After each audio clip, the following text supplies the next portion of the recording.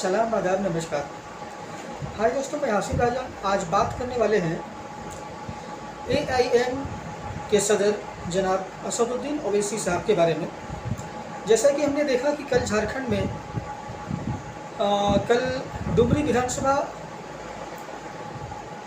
की गिनती हो रही थी और इनकी जो वोटिंग हुई थी वो 5 सितंबर को हुई थी। उससे पहले झारखंड में असदुद्दीन ओवैसी साहब का जो जनसभाएं थी उनमें काफ़ी लोग आए थे।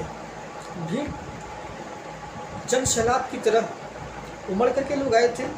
लेकिन क्या कारण है कि उमड़ती हुई सैलाब की तरह लोग जनसभा में पहुंचते तो हैं लेकिन वोटों में तब्दील नहीं हो पाती है।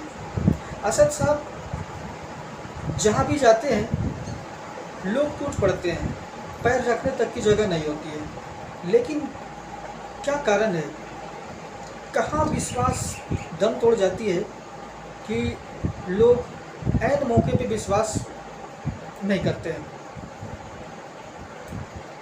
क्योंकि असदुद्दीन ओवैसी साहब कहते हैं कि मुसलमानों का सच्चा हमदर्द अगर कोई है तो वह ओवैसी साहब हैं। क्योंकि जाहिर सी बात है, हमने भी देखा है कि ट्रिपल तलाक का मसला हो या यूनिफॉर्म सिविल कोड का मसला हो या फिर मॉब लिंचिंग का मसला हो या दीगर कोई भी मसाइल हो, तो सदर साहब AIM के प्रमुख जनाब असदुद्दीन ओवैसी साहब चाहे संसद में हो या संसद के बाहर हो, अपनी बातों को प्रमुखता से रखते हैं और पूरी परखत तरीके से बातों को रखते हैं। लेकिन लोग विश्वास क्यों नहीं करते हैं? उनकी सभा में टूट करके लोग जाते हैं और लोग बोलते भी हैं कि अगर कोई मुसलमानों का हमदर्द है तो वो ओवैसी साहब है। सिर्फ मुसलमानों के ही नहीं, दलितों के, पिछड़ों के जो बातों को उठाते हैं वह AIM प्रमुख असदुद्दीन ओवैसी साहब ही उठाते हैं। तो ऐसे में सिर्फ उनकी बातों को सुनने के लिए क्या लोग जाते हैं? क्योंकि बचपन में हमने एक कहानी सुनी थी, आपने भी सुनी होगी, कि एक किसान था और उसके घर में उन्होंने एक तोता पाल रखा था और तोते को कुछ बात रटा करके रखा था। वो जानना चाहते वो बात क्या था? वो ये थी कि बहेलिया आएगा, दाना डालेगा, लेकिन हम नहीं जाएंगे, हम नहीं खाएंगे। यह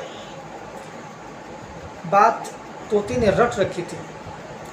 उसका मालिक समझता था ये बहुत होशियार है और जब भी उसके घर में कोई लोग आते तो वही रटी रटाई बात तोते दोहराने लगते।